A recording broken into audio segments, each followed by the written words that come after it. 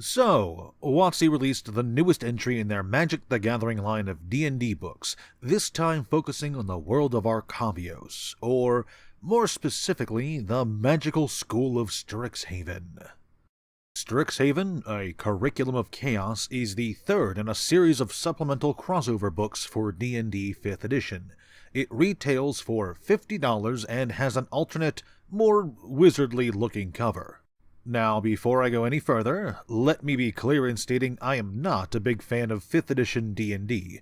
Like many of my contemporaries, I was repulsed by 4th edition and transitioned over to Pathfinder, which I've been playing ever since. Well, DMing mostly, but you know. When 5th edition came out, it completely failed to impress me. Nevertheless, I do buy these MTG supplements. I may, after all, end up using them for a campaign someday, but more importantly, these aren't just rulebooks. They also have a healthy dose of lore inside, and that is what I'm all about. I want to talk about this book while still being mostly spoiler-free in regards to its contents. After all, it just came out. Still, there's quite a bit here to talk about, so buckle up because I'm going to start with the pros. First things first, this book provides some new character options. Each of the colleges has new backgrounds, traits, and trinkets attached to them, and there's a few new spells, feats, and magic items in the book as well. But the most exciting option by far is the addition of the Owlin race. As I've said before, 5th edition is not at all interesting to me, but the Owlin look like they might be one of the most powerful races available. Flight, after all, is always a powerful skill for early-level players to have access to, but a proficiency in stealth and access to dark vision means that the Owlin might just make for the most amazing rogues ever. In addition to the character options, this book also provides a lot of extra flavor for each of the colleges and for Arcavios as a whole. There's a pretty heavy revelation regarding the oracles in this book, which is 100% getting a video dedicated to it, and it seems that the writers went the extra mile to flesh out a lot of the school overall. Finally, as a forever DM, the Bestiary is always my favorite part of any new rulebook, and this one is okay. I'm not wowed by it, sure, but the stat blocks for Elder Dragons will definitely be handy, and when it comes to encounter options, the more the merrier. With that out of the way, let's look at the things I didn't like. A lot of this book is dedicated to simulating college life, including things like making friends, attending classes, and taking tests. Because, you know, if there's one thing fantasy nerds need in their escapist game, it's to be reminded of studying. There's rules in place for tests, cheating, gaining friends, and more, and while that's all well and good, I can't help but find it disappointing.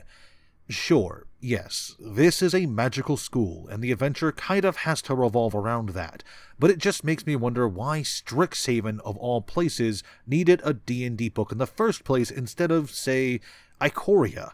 Hell, I bet Ikoria would have had an awesome bestiary, rules for mutations and bonding, and loads of cool weapons. Here we have... Aurora is often found at Bow's End Tavern, performing beautiful dinges on the hurdy-gurdy for the assembled patrons.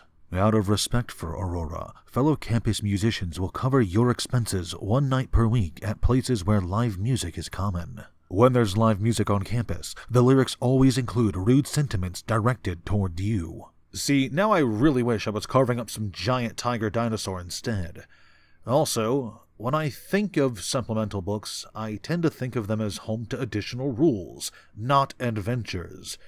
It's been a while since I looked at the Guildmaster's Guide to Ravnica, but I recall it mostly being full of character options, with a small, built-in adventure revolving around Krenko. Here, however, just over half the book is dedicated to not one, but 4 different adventures set on StrixHaven.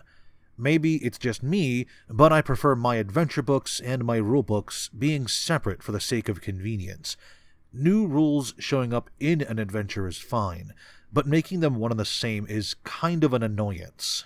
The adventures themselves are fine. In fact, having one of them be a level 1 adventure means that this could even be a great starting off point for people just getting into D&D. Still, I'm of the opinion that you could have split this book into 2 volumes and it would have been just as good. Now, earlier I said the extra lore is nice, and that is true in regards to StrixHaven itself. Just like the set, Arcavios is virtually unexplored, and we have almost no idea what the world is like beyond the school's borders. In addition, there's some things we do learn that kind of make me upset. The biggest offender is that we now have a map of the Biblioplex.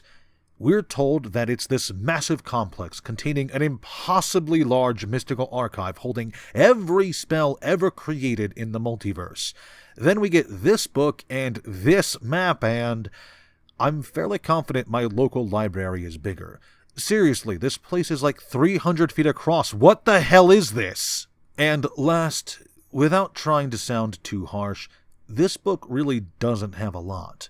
The new character rules only occupy a brief 11 pages of this 200-plus page book.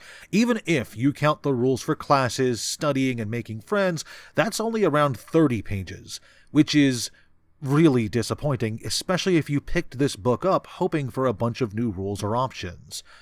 Do I think this book is worth the $50 price tag? As unbiased as possible, yes.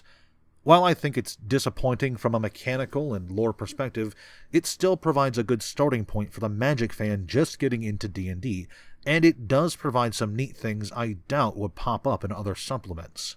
I don't think it's amazing, but if you're looking to play at StrixHaven, or maybe want to use this book as a model for your own Magic School D&D adventure, I think it's fine. Overall, I'd give it a 6 out of 10. It could definitely have had more packed into it for that price tag, but that's all. If this book were $25, I'd love it.